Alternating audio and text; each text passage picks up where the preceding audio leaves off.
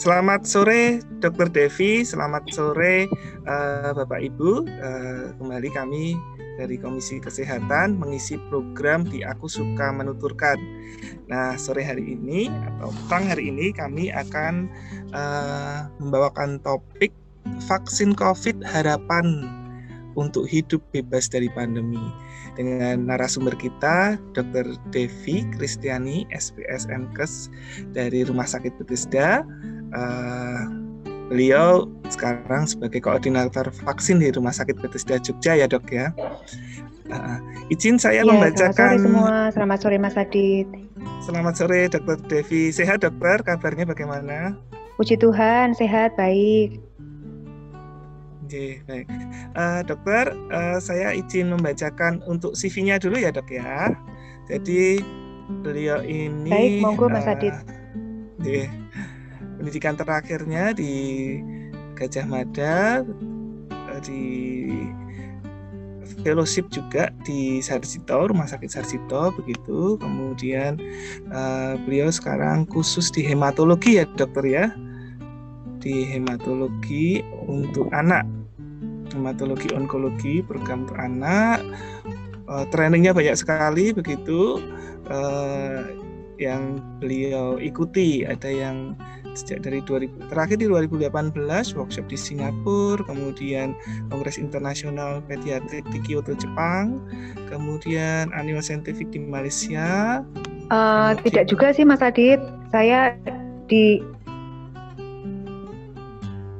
ya, mana dok? Ya maaf sinyal saya putus-putus. Aduh. Iya. Iya. Ya terakhir ini job training course di PICU ya dok ya, di Sarjito Hospital. Nah sekarang beliau ini bekerja sebagai dokter anak di Rumah Sakit Bethesda, kemudian Chief of Comprehensive Obstetric Neonatal Emergency Service Unit, kemudian sebagai Head of Medical Services Unit, juga dosen dan clinical instructor di UKDW dan juga di Krida Wacana University Jakarta. Ada 2 penelitian yang beliau lakukan di 2009 dan 2018. Kalau lihat fotonya pasti kaget kok masih muda ya. Memang kelihatannya muda terus nih Dr. Dev ini. Karena ketemunya anak-anak terus ya dok ya. Jadi nular. Betul sekali. Iya betul Sudah sekali. Berapa lama? Sudah berapa lama di Bethesda dokter? Saya untuk spesialis anaknya 10 tahun ya Mas Adit ya. Sudah 10 tahun. Sebagai dokter umum di sana 1,5 tahun. Oh ya, berarti sudah sangat berpengalaman dokter. Baik dokter, sebelum menginjak ke topik COVID dokter, jadi memang dari kerinduan warga di Gereja Samirono Baru ini ingin tahu banyak tentang vaksin begitu, vaksin COVID. Nah kebetulan sekali dokter sebagai koordinator vaksin ya dok ya di Rumah Sakit Bethesda. Ya kebetulan saya yang dapat amanat ini Mas Adit. Karena dokter anak yang sehari-hari selalu berhubungan dengan vaksinasi ya. Jadi dokter anak yang menjadi koordinator vaksin COVID nih di Bethesda nih. Baik dokter. Ya begitu kurikulum vitae dari Dr. Devi. Bisa langsung kalau mau ketemu Dr. Devi di Rumah Sakit Bethesda ya dok ya. Ada klinik baru ya dokter? Klinik vaksinasi kami memang ada rutin Mas Adit. Untuk klinik anak tetap reguler, tetap berjalan seperti biasa Mas Adit. Walaupun di era pandemi. Baik, di tempat yang terpisah ya dok ya dengan area vaksin COVID ya dok ya? Iya, untuk imunisasi anak itu terpisah. Untuk area vaksin COVID kami juga menyediakan tempat khusus yang terpisah dengan area pasien umum. Baik, ya sepertinya sudah tidak sabar lagi dokter. Kita akan bersama-sama mendengarkan materi dari Dr. Devi. Mari dok, kami persilahkan dokter. Oke. Sebelumnya saya mengucapkan terima kasih untuk panitia di Gereja Samirono Baru yang diwakili oleh Mas Adit tadi ya, yang telah memberi kesempatan bagi saya untuk sedikit sharing ya mengenai vaksinasi COVID. Tentu saja topik ini sedang hangat dibicarakan di masyarakat ya. Jadi betul. Kita ingin sama-sama mengetahui tentang apa sih vaksinasi COVID, manfaatnya apa, keamanannya seperti apa ya. Yeah.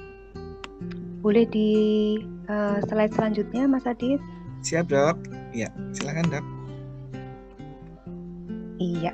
Nah, jadi selama ini ya kita sudah bergaul dengan COVID ini kurang lebih hampir 1 tahun ya, dari bulan Maret 2020. Dan seperti yang kita tahu bahwa sudah banyak sekali usaha yang kita lakukan, pemerintah lakukan, dunia lakukan untuk mencoba untuk menghentikan pandemi COVID ini. Misalnya dengan yang sering sekarang digaungkan yaitu tentang 5M ya. 5M itu yaitu memakai masker, menjaga jarak, mencuci tangan, menjauhi kerumunan dan membatasi mobilitas. Ya, tetapi pertanyaannya apa? Dengan 5M itu apakah pandemi ini sudah berakhir? Ternyata belum. Kita tahu bersama-sama bahwa bahkan di Jogja saja kejadiannya makin lama makin meningkat ya untuk pandemi COVID ini ya. Jadi vaksinasi ini merupakan harapan kita, harapan yang baru untuk bisa mengakhiri pandemi dan bisa hidup normal kembali ya seperti dahulu. Nah, sebetulnya apa sih yang disebut sebagai proses vaksinasi? Proses vaksinasi itu adalah suatu proses di dalam tubuh untuk menjadikan seseorang lebih kebal, sehingga apabila suatu saat terpapar atau bertemu dengan si kuman dan kuman itu masuk ke dalam tubuh kita, maka kita hanya akan mengalami sakit ringan atau bahkan sama sekali tidak mengalami sakit. Ya, jadi itu tujuan dari vaksinasi. Dan vaksin sendiri bekerja dengan merangsang kekebalan tubuh terhadap kuman penyakit tertentu. Jadi yang sekarang sudah banyak sekali kita tahu bahwa vaksinasi di anak-anak misalnya ya, seperti vaksin polio, DPT ya, dan vaksin-vaksin yang lain semuanya tujuannya sama. Berikut juga dengan vaksin COVID. Harapannya adalah setiap orang yang mendapatkan vaksinasi bisa terhindar dari penyakit ini, atau kalaupun terinfeksi maka gejalanya hanya ringan saja ya. Nah, buktinya apa sih bahwa vaksin itu bisa menghentikan penyebaran penyakit? Sebetulnya buktinya sudah jelas banyak ya. Kalau tidak ada manfaat dari vaksinasi, tentu saja saat ini anak-anak kita tidak akan mendapatkan vaksinasi ya kan. Tetapi nyatanya sampai dengan sekarang program vaksinasi ini terus dilaksanakan mayoritas memang pada anak-anak ya. Nah, apa buktinya bahwa vaksinasi ini bisa menghentikan suatu penyebaran penyakit? Banyak buktinya ya. Yang ini yang saya sebutkan di slide ini hanya beberapa. Misalnya adalah penyakit cacar air ya. Dulu mungkin yang orang yang lahir sebelum tahun 1974 ya mungkin ya, itu masih mendapatkan vaksinasi cacar air ya. Tetapi pada tahun 1974 penyakit cacar air ini bisa musnah, bisa dieradikasi. Oleh karena apa? Oleh karena semua orang mendapatkan vaksinasi cacar air, sehingga si penyakit cacar air ini tidak punya kesempatan untuk menginfeksi orang lagi, sehingga musnahlah penyakit ini di tahun 1974 ya. Begitu juga dengan polio. Indonesia sudah dinyatakan bebas polio sejak tahun 2014. Bagaimana bisa bebas polio? Yaitu karena sekali lagi karena ada imunisasi polio ya. Nah, apa akibatnya bila banyak orang tidak mau divaksin? Satu, tentu saja ya, bagi individu yang tidak mau divaksin itu sendiri, tentu saja dia akan bisa ada resiko terpapar atau terinfeksi oleh penyakit. Dan yang lebih buruk lagi adalah efek dari banyak orang yang tidak mau divaksin adalah efek komunitas, yaitu terjadinya makin banyak penyebaran penyakit dan pandemi tidak akan berakhir. Nah, khusus untuk vaksin COVID ini, mungkin Bapak Ibu sekalian ingin bertanya-tanya ya, kapan sih saya bisa mendapatkan vaksin ini? Jadi menurut Kemenkes, menurut pemerintah itu ada 4 tahapan pemberian vaksin COVID di Indonesia ya. Yang tahap pertama ini sudah kita lakukan, yaitu di bulan Januari sampai April 2021. Dengan sasarannya adalah tenaga kesehatan dan petugas atau karyawan yang melayani di pusat fasilitas kesehatan ya. Nah, tahap kedua juga dilaksanakan pada bulan Januari sampai April 2021 dengan sasarannya ada 2, yaitu petugas pelayan publik seperti polisi, TNI, petugas nanti mungkin di bandara, di layanan transportasi publik, dan masyarakat usia lanjut yaitu di atas 60 tahun. Tentu saja bila sudah ada vaksin yang tersedia untuk individu berusia lebih dari 60 tahun. Seperti kita ketahui bahwa sekarang yang ada di Indonesia baru vaksin Sinovac ya. Sinovac ini tidak bisa kita berikan kepada individu yang berusia lebih dari 60 tahun. Kemudian berikutnya tahap ketiga dan tahap keempat itu mulai dilaksanakan pada bulan April 2021 sampai dengan Maret 2022 dengan sasarannya adalah masyarakat. Itu masyarakat rentan dan masyarakat dan pelaku ekonomi. Sehingga diharapkan pada tahun 2022 semua masyarakat Indonesia sudah mayoritas mendapatkan vaksin sehingga pandemi ini bisa berakhir. Nah, tetapi tidak semua orang memang bisa mendapatkan vaksinasi. Untuk saat ini, yang tidak boleh mendapatkan vaksinasi adalah satu, jelas orang yang sedang sakit akut. Misalnya dia sedang menderita batuk, pilek, ya, penyakit berat lainnya atau demam. Atau orang yang sudah pernah terinfeksi COVID. Saat ini bukan merupakan sasaran penerima vaksin COVID. Ya. Kemudian orang dengan penyakit komorbid yang tidak terkendali dengan baik, misalnya adalah orang dengan hipertensi yang tidak terkendali, orang dengan diabetes mellitus atau mempunyai penyakit kelainan darah atau kelainan autoimun ya, ini tidak bisa mendapatkan vaksinasi COVID. Anak-anak di bawah usia 19 tahun juga belum bisa mendapatkan vaksin COVID karena saat ini belum ada di dunia satu vaksin COVID pun yang bisa kita gunakan atau sudah di-approve untuk digunakan pada anak-anak. Tetapi penelitiannya masih terus berlangsung dan kita harapkan tahun depan ini mulai kita dapatkan vaksinasi COVID yang khusus untuk anak-anak ya. Kemudian satu lagi, wanita hamil dan menyusui itu belum bisa kita berikan vaksinasi COVID ya. Nah, pertanyaannya adalah kalau tidak semua orang bisa kita berikan, wanita hamil tidak bisa, kemudian anak-anak tidak bisa, lalu bagaimana dengan mereka? Apakah mereka nanti akan terlindungi atau tidak? Nah, jadi jawabannya adalah apabila mereka tidak diberikan, tetapi lebih dari 60-70% masyarakat Indonesia lainnya mendapatkan vaksinasi COVID dan sudah mendapatkan kekebalan terhadap infeksi COVID, maka orang-orang yang tidak bisa mendapatkan vaksin COVID ini akan ikut terlindungi. Ini adalah suatu konsep yang mungkin saat ini banyak sekali Bapak Ibu sudah dengar, yaitu konsep herd immunity. Nah, ini adalah gambaran dari pentingnya herd immunity. Kenapa saya ingin share ini? Karena saya ingin mengajak supaya mari Bapak Ibu semua masyarakat yang punya kesempatan dan bisa mendapatkan vaksin COVID ini jangan sampai menolak pemberian vaksin. Karena kita butuh 60-70%, bahkan lebih dari itu, masyarakat Indonesia yang mendapatkan vaksin supaya terbentuk herd immunity.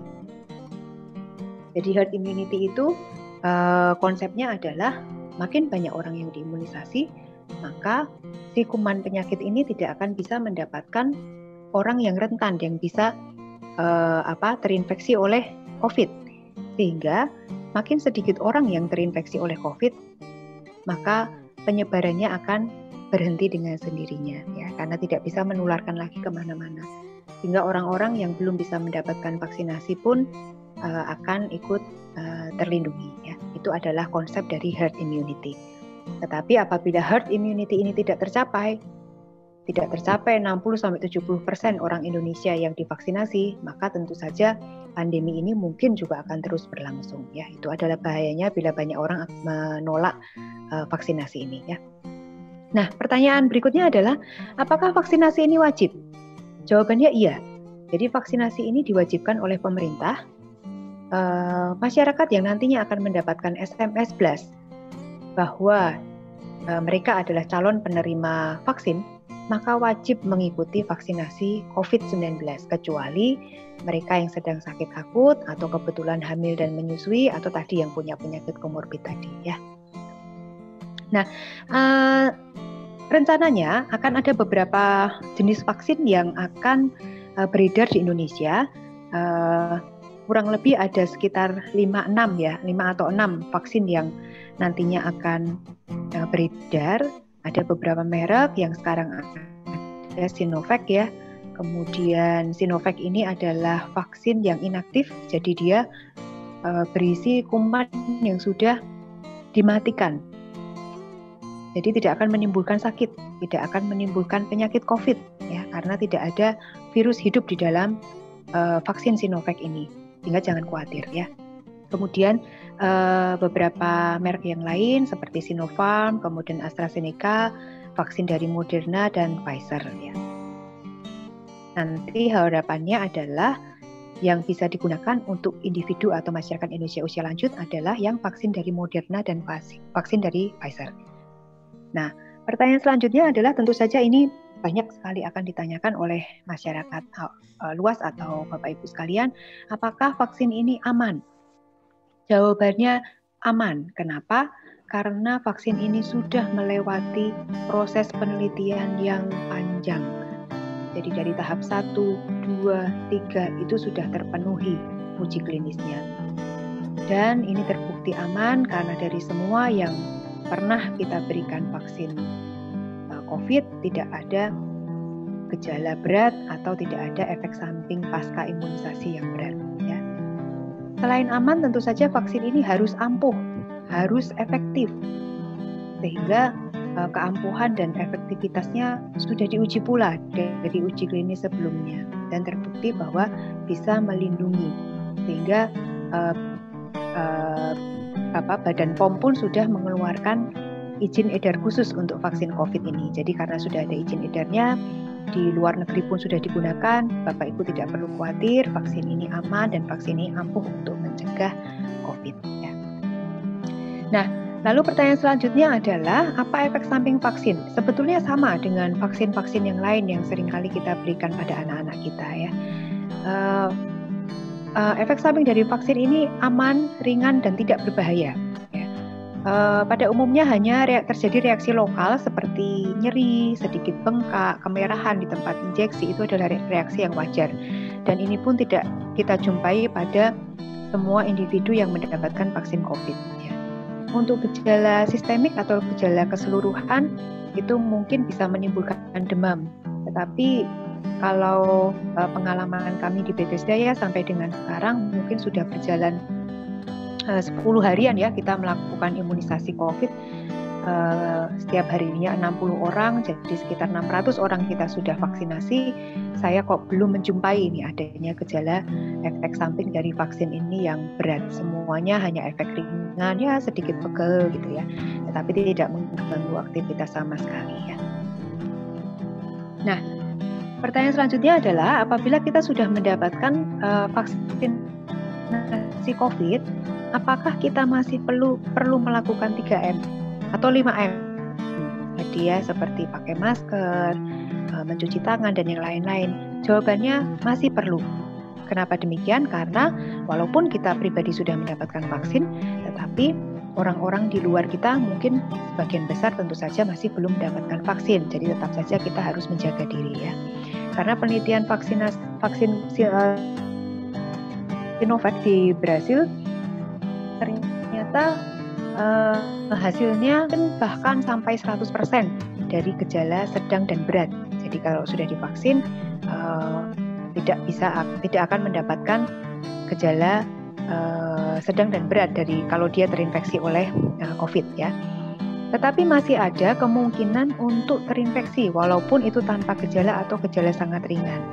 Sehingga bila demikian kita tetap harus memakai masker, kita harus tetap melindungi orang-orang di sekitar kita ya. Itu jawabannya, bahwa walaupun setelah kita vaksinasi kita tetap perlu melakukan 3M atau 5M.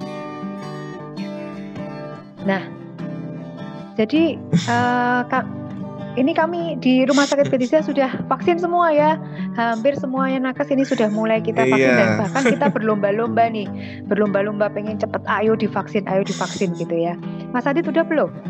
Sudah dok. Nah, tanggal udah, 19. Ada efek samping, ada efek apa Mas setelah divaksin? Puji Tuhan nggak ada dok. Kemang juga nggak ada. Ya. Nggak ada. Iya, jadi saya sendiri sudah divaksin, saya pilih hari pertama itu. Begitu saya dapat SMS, diperkenankan vaksin, maka saya pilih hari pertama. Saya pengen cepat coba vaksin COVID nih ya.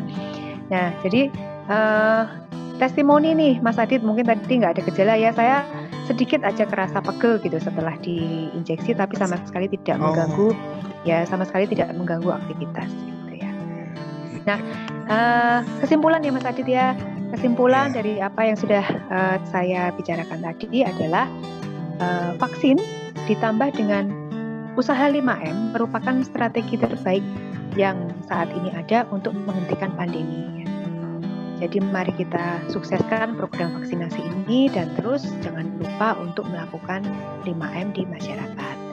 Kemudian vaksin ini aman, vaksin efektif, dan vaksin ini akan melindungi anak-anak kita dan orang-orang dengan komorbid yang belum beruntung, yang belum bisa mendapatkan vaksin. Ya.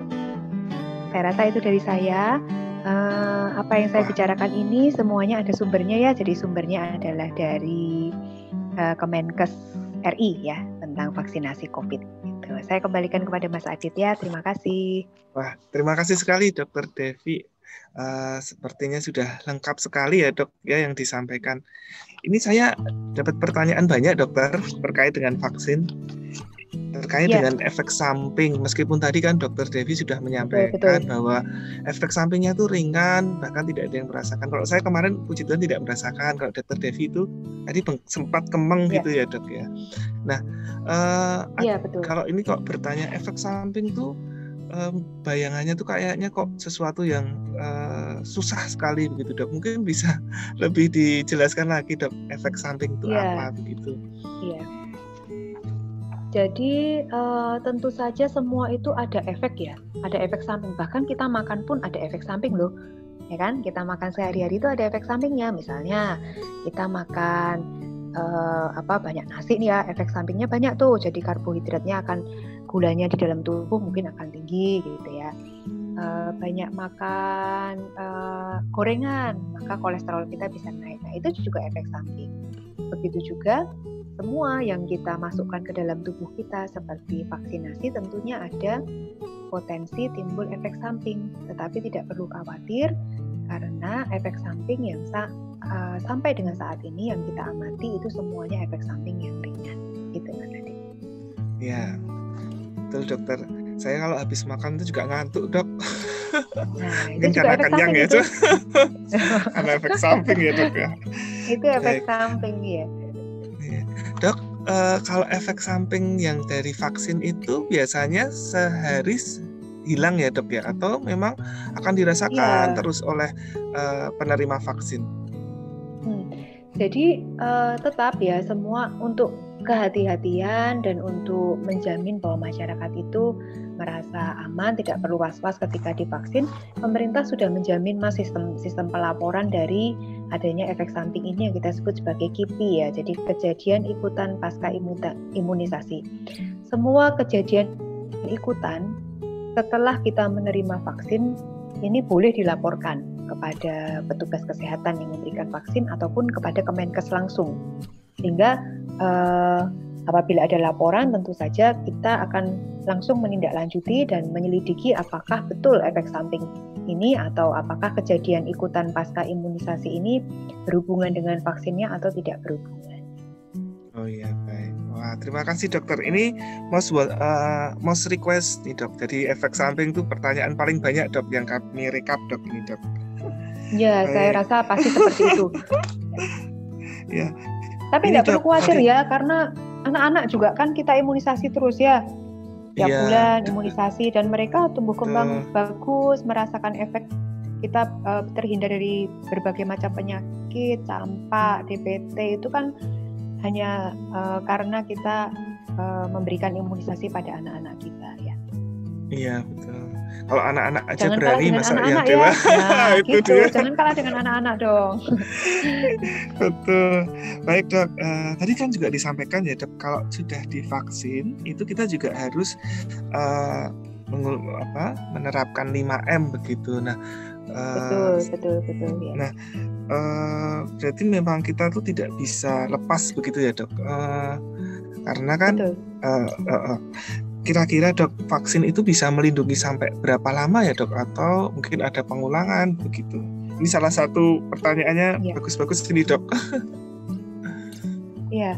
Jadi yang tadi ya, kenapa sih kita harus tetap 5M ya? Karena vaksinasi itu adalah salah satu usaha, bukan satu-satunya.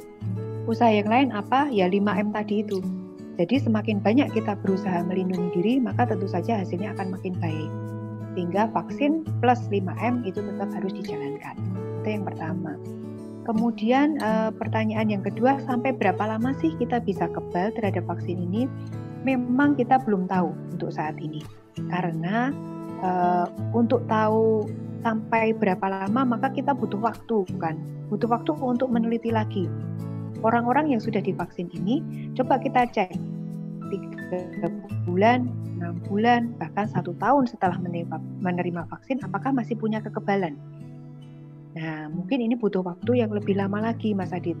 Sehingga kita bisa tahu, penelitian bisa tahu, kapan sih habisnya kalau kekebalan yang didapatkan dari vaksinasi ini. Jawabannya kita masih belum tahu. Tetapi penelitian masih terus dilakukan, supaya kita bisa tahu sampai kapan kita terlindungi dari COVID setelah imunisasi. Ya, karena juga baru 1 tahun jalan ini ya Dok ya, jadi cepat sekali ya ini. Betul.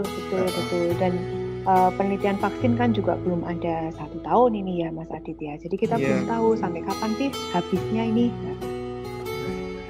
Baik Dokter. Dok, ini ada pertanyaan nih Dok. Seandainya nggak dapat jatah vaksin dari pemerintah karena tidak diperbolehkan aturan yang ada, apakah bisa tetap beli sendiri agar bisa divaksin? Wah ini pengen banget divaksin Dok ini Dok.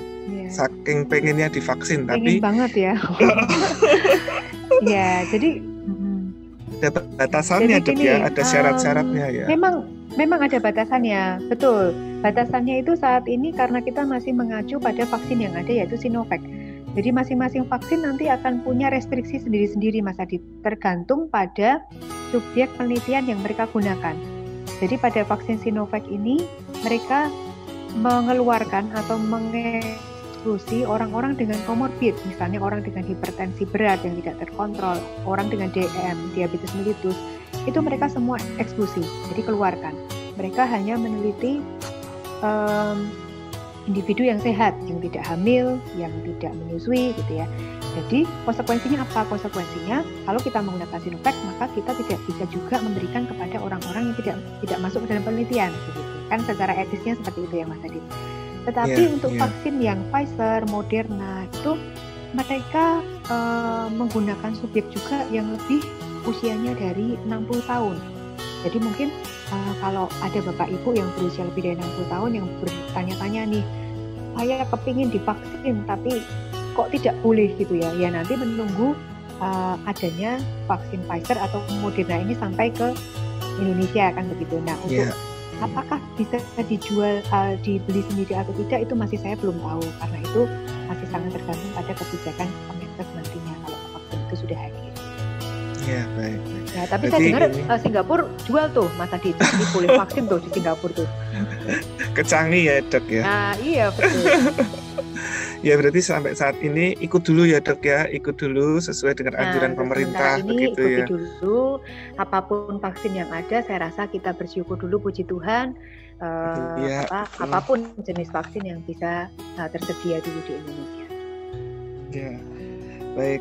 Dokter, ini sepertinya sudah dijelaskan di presentasi tadi, cuman memang ada pertanyaan begini Dok. mohon untuk vaksin yang lagi ngetren ini, sebenarnya bagaimana cara kerjanya? Mungkin bisa diulang, Oh, dokter. oke. Iya. Secara sederhana ya, jadi secara sederhana Iya. adalah kita itu vaksin itu adalah isinya adalah ada macam-macam ya. Jadi berbagai macam teknologi vaksin itu bisa digunakan. Nah, khusus untuk yang vaksin yang sudah ada Sinovac ini dia menggunakan antigen atau virus yang sudah dinonaktifkan yang bersifat sebagai antigen. Jadi antigen itu adalah sesuatu yang bila masuk ke tubuh kita dapat merangsang timbulnya antibodi, itu adalah antigen. Jadi kalau kita masukkan antigen COVID ke dalam tubuh kita, maka tubuh kita akan membentuk antibodi terhadap COVID. Dan antibodi ini bisa bertahan beberapa lama di dalam tubuh kita.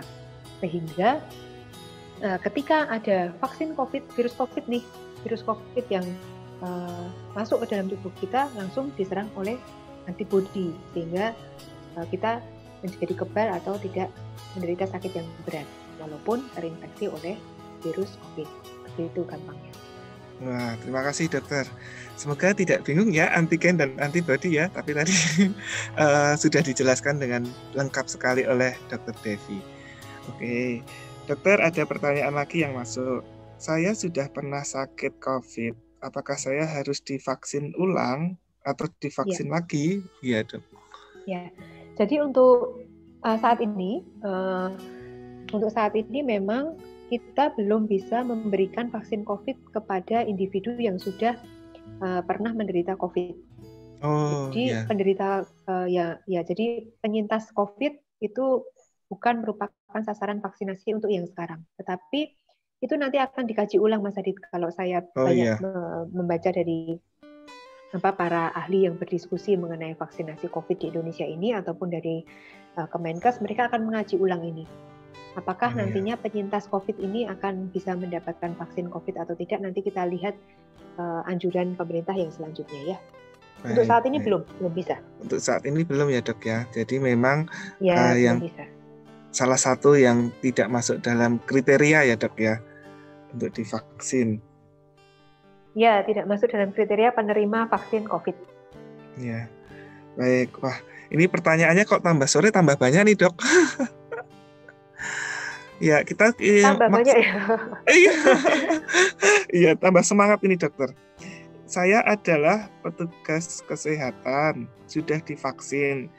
Kemudian akan terjadwal vaksin kedua, tapi saya flu. Apakah saya masih bisa begitu? Iya. Jadi di tengah-tengahnya sakit flu ini kayaknya. Di tengah-tengahnya flu ya. Jadi memang kalau sedang sakit akut, apakah itu flu, demam, memang tidak bisa dulu Mas Adi. Tetapi bisa ditunda. Jadi memang kalau nanti sedang flu atau sakit, nanti di aplikasi e-care atau aplikasi penerima vaksin itu dokter yang memeriksa akan memberi tanda bahwa vaksin ditunda. Sehingga kalau vaksin ditunda artinya mereka masih bisa mendapatkan lagi vaksin walaupun tidak di hari itu. Nanti ditunggu dulu setelah sakitnya sembuh, maka bisa kembali mendapatkan vaksin yang kedua. Iya. Jadi tetap melewati khawatir, screening dokter ya. Betul sekali. Iya, baik dokter. Ini ada pertanyaan lagi dokter. Kenapa kok di negara lain timbul efek samping yang serius, di Indonesia tidak? Oh, ini tadi sudah disampaikan dokter juga ya. Karena kan tergantung jenis vaksin dan saya rasa harus dibaca dengan betul dulu ya. Ya. Sebentar, tapi harus dibaca dulu dengan benar ya Mas Adit. Betulkah itu efek sampingnya karena vaksin? Karena saya rasa di seluruh dunia pun tidak didapatkan efek samping yang berat karena vaksin. Baik. Ya dok. Ya, ini jadi harus dibaca artikel secara lengkap, penelitiannya secara lengkap. Betul tidak efek samping yang berat itu? Apakah hanya suatu kebetulan setelah diinjeksi oleh vaksin COVID itu kemudian menjadi sakit berat? Itu kan bisa saja ya suatu kebetulan. Bisa. Apakah memang betul kejadian yang berat itu merupakan efek dari vaksinasi COVID? Wah, terima kasih dokter. Jadi memang kita perlu hati-hati kalau menerima berita atau informasi begitu ya dok ya, supaya Ya, betul, jangan betul sampai sekali. keliru begitu diterima. Jangan Baik, sampai keliru menyimpulkan ya. sampai keliru menyimpulkan terus jadi takut vaksin. Waduh. Betul. Beberapa yang beredar akhir-akhir ini ya. Gimana dok? Ya. Ya, banyak berita yang beredar akhir-akhir ini bahwa habis divaksinasi COVID kok malah sakit COVID kan begitu. Iya, betul. Ya, dok. Ya, mungkin ya Bapak Ibu sudah dengar ya. Ya, itu tidak ada hubungannya dengan vaksinasi yang baru saja diberikan ya. Itu kan memang pada waktu divaksin mungkin sudah ada infeksi sebelumnya bisa, atau memang karena vaksinnya kan belum bekerja dengan baik ya, karena baru beberapa hari mendapatkan vaksinasi COVID, tentu saja belum terbentuk kekebalan dan bisa terinfeksi oleh COVID. Tetapi yang jelas infeksi COVID-nya bukan karena setelah atau efek dari vaksinasi COVID. Iya. Wah, terima kasih dokter. Wah, ini ada lagi dok pertanyaan. Nggak apa-apa ya dok? Rame nih dok, sore-sore dok. Ya. Dokter, saya sudah masih rutin. Semangat Mas Adit ya. Sudah rutin setiap tahun vaksin influenza. Apakah saya juga perlu vaksin itu, COVID? Ya. Apakah saya juga perlu vaksin COVID? Bagus sekali kalau sudah rutin vaksin influenza. Saya juga rutin vaksin influenza ya setiap tahun karena saya petugas kesehatan. Ya jelas perlu ya vaksinasi COVID ya, karena vaksinasi influenza itu tidak spesifik akan melindungi kita terhadap COVID. Sehingga walaupun divaksin flu, ya tentu saja masih bisa terinfeksi oleh COVID karena itu beda vaksin, beda kuman penyakit ya.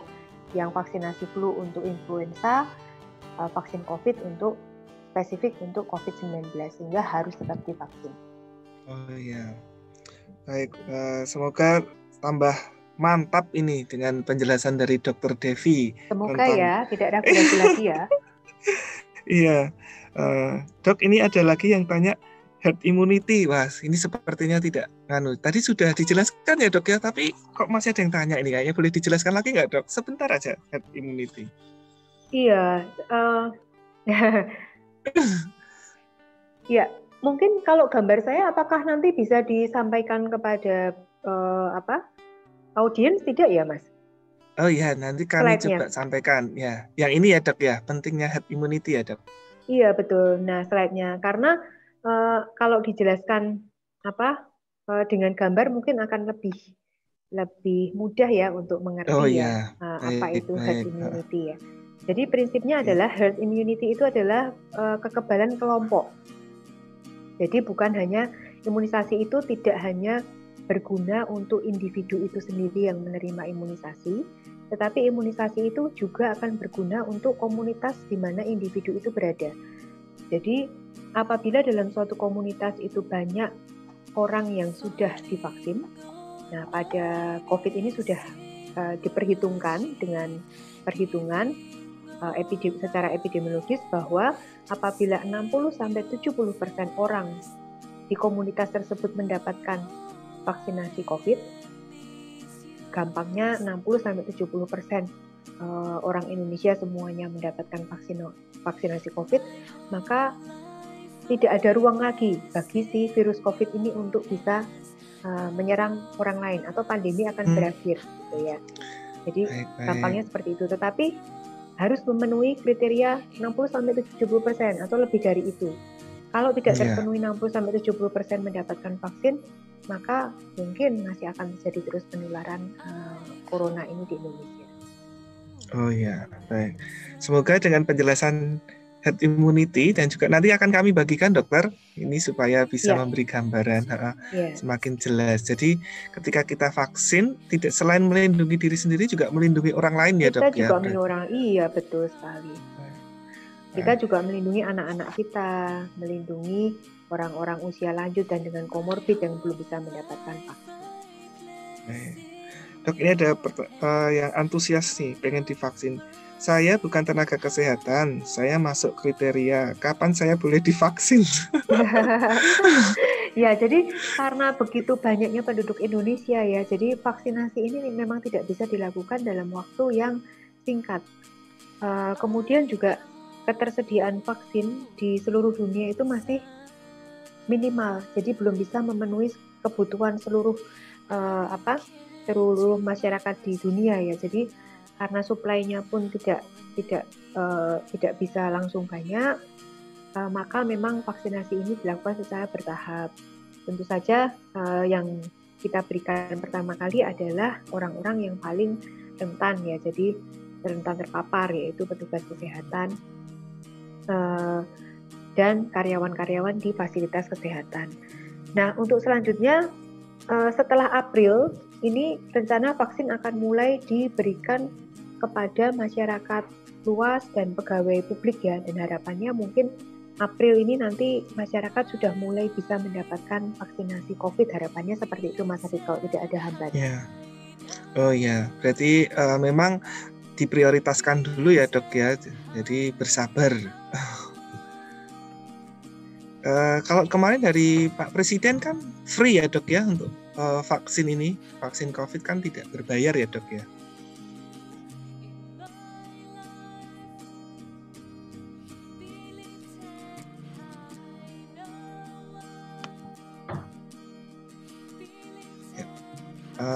Baik.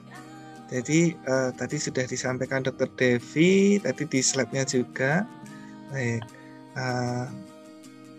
Mungkin tadi setelah yang tahap 4 gitu ya Dr. Devi ya. Betul ya, prioritas dulu. Prioritas. Kemarin dari pemerintah, dari Pak Presiden menyampaikan kalau vaksin COVID gratis untuk masyarakat Indonesia ya dok ya.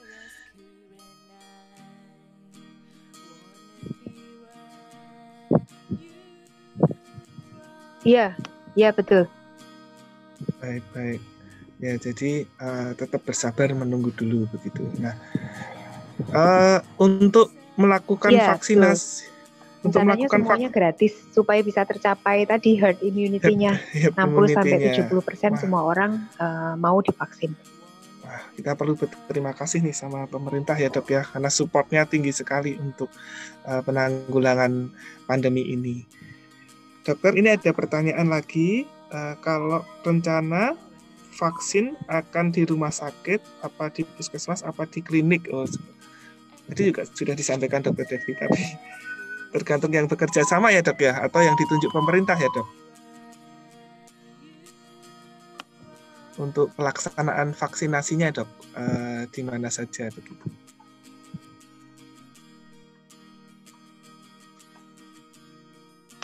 Iya betul. Ya. Di tempat yang ditunjuk oleh pemerintah. Baik, beberapa sih pertanyaannya mirip dokter. Jadi tadi sudah dijawab dokter tentang seandainya tidak dapat pemerintah bisa beli sendiri. Tadi juga sudah. Kemudian kapan harus divaksin lagi? Ya, tadi sudah dijelaskan Dr. Devi ya dok ya, karena masih baru, belum sampai saat ini belum ada informasi ya dok ya, sampai melindungi berapa lamanya ya dok ya. Kemudian beberapa sudah masuk pertanyaannya ya dokter. Ini sinyal saya jelek sekali Mas Adit, putus-putus nih. Oh iya. Baik dok, ini tadi kami dengar suara Dr. Devi. Baik, dokter, ini kan vaksin ini kan baru mulai di bulan Januari ini dokter. Nah, sampai target di Maret 2022. Berarti cukup lama ya dok ya, hampir 1 tahun nanti untuk pelaksanaan. Iya 1 tahun. Iya betul. Wah. Rencananya 1 tahun. Saking banyaknya penduduk Indonesia nih mas. Jadi tidak akan mungkin. Ya tidak mungkin nanti bisa selesai dalam waktu cepat. Baik. Apalagi harus menjangkau ke pelosok ya. Nah itu kan butuh waktu tentunya. Iya. Untuk vaksin COVID yang sekarang ini pengulangannya 14 hari ya dok ya, itu wajib ya dok? Betul, mayoritas ya wajib. Mayoritas semuanya saya lihat vaksinnya semua perlu diberikan 2 kali, selang 14 hari, kecuali yang vaksin AstraZeneca kalau saya tidak salah itu tidak perlu dilakukan pengulangan. Tetapi pengulangan ini bersifat wajib, jadi harus diberikan. Karena kenapa? Kalau tidak kita ulang maka kekebalan tidak bisa terbentuk tinggi. Baik dokter. Sehingga nanti percuma vaksin yang pertama, ya, sayang sekali. Iya. Baik. Dokter, ini ada pertanyaan dari ibu-ibu nih kayaknya. Ya. Apakah boleh saat siklus mendapatkan vaksin begitu? Oh, siklus menstruasi maksudnya mungkin ya? Mungkin ya dok, ya, iya. Ya, boleh sekali, tidak masalah. Tidak ada restriksi untuk wanita yang sedang dalam menstruasi ya, tetapi hati-hati untuk wanita yang merencanakan kehamilan nih. Oh, baik ya. Jadi kalau sedang merencanakan kehamilan, iya betul, harus diperhitungkan nih, atau tunda dulu program hamilnya sampai nanti setelah mendapatkan vaksinasi COVID yang kedua. Sampai komplit ya vaksinasinya ya dok? Ya, sampai komplit, nanti baru melanjutkan program kehamilannya, program ingin hamil ya. Iya betul. Wah, tidak terasa sudah hampir 40 menit, sudah lebih dok, sudah lebih 40 menit, tapi ini wah seru sekali ya sore hari ini. Jadi tentang vaksin, ternyata memang masyarakat pengen tahu banyak dok tentang vaksin. Jadi tadi sudah disampaikan ingin dan tahu ya sesuatu yang baru ya, dan antusias ya. Ini pertanyaannya begini dok, ini tapi sebenarnya sudah dijelaskan dokter Devi nih, jadi ini kayaknya tadi sudah disampaikan juga. Apakah dengan vaksin COVID kita bisa bebas COVID tanpa pakai masker? Wah, ini sudah dijelaskan dokter Devi nih tadi ya dok ya. Jadi ada di tidak bisa, itu kan salah. Iya betul. Mungkin karena ya dok, jenuh pakai masker ya, mau kemana-mana pakai masker, kemana-mana pakai betul masker. Sekali. Iya. Jadi masker sekarang jadi mode juga ya. Iya dok. Saya ganti masker tuh ngikuti seragam dok saya dok. Iya. Bajunya apa, maskernya apa gitu ya Mas Adit ya. Iya. Baik, jadi tetap Bapak Ibu tetap menggunakan masker, menjaga jarak tetap. Tadi Dokter Devi juga menyampaikan mencuci tangan, menjauhi kerumunan dan membatasi mobilitas. Meskipun divaksin tetap harus 5M begitu. Baik dokter, sepertinya sudah komplit sekali. Mungkin ada dari dokter mau menyampaikan sesuatu dok untuk pertemuan sore hari ini kami. Ya, terima kasih sekali. Saya harapkan dengan apa yang sudah kita bicarakan tadi makin mantap ya untuk menerima vaksin. Jadi tidak takut lagi, tidak khawatir lagi untuk menerima vaksin. Kita percaya saja bahwa dengan vaksinasi ini dan dengan tetap menerapkan 5M, maka dan dengan berdoa tentunya ya, dengan berdoa kita mohon pandemi ini segera akan bisa berakhir sehingga kita bisa hidup normal lagi seperti dahulu kala ya gitu. Amin. Baik. Ya, terima kasih sekali Dokter Devi atas materi, atas sharingnya, atas ilmunya. Terima kasih sehingga membekali kami dan kami juga terima kasih pada Majelis GKJ Samirono Baru yang sudah memfasilitasi sehingga terjadi pertemuan pada sore hari ini lewat daring ini dok. Baik Dokter Devi, mungkin demikian dokter untuk pertemuan sore hari ini di program program Aku Suka Menuturkan. Semoga bisa ketemu lagi ya dok ya. Dan ketemunya tidak usah daring dokter. Amin. Semoga tidak daring ya, betul. Tidak daring, berarti tidak usah bertemu virtual ini ya. Iya, pandeminya sudah selesai. Iya, baik. Terima kasih sekali Dokter Devi. Selamat sore, Bapak Ibu. Terima kasih. Saya mohon pamit. Matur nuwun Dokter Devi, Bapak Ibu. Mari. Demikian program Aku Suka Menuturkan kedua dari Komisi Pelayanan Kesehatan, kiranya bisa membekali kita dan memantapkan kita dalam menjalani masa-masa pandemi ini. Tetap diingat yang disampaikan oleh Dokter Devi, vaksin tetap wajib dilakukan untuk melindungi diri sendiri dan melindungi orang lain. Tapi jangan lupa kita harus mengikuti 5M, menggunakan masker, menjaga jarak, mencuci tangan, menjauhi kerumunan, dan membatasi mobilitas. Baik, terima kasih. Salam sehat selalu. Selamat sore.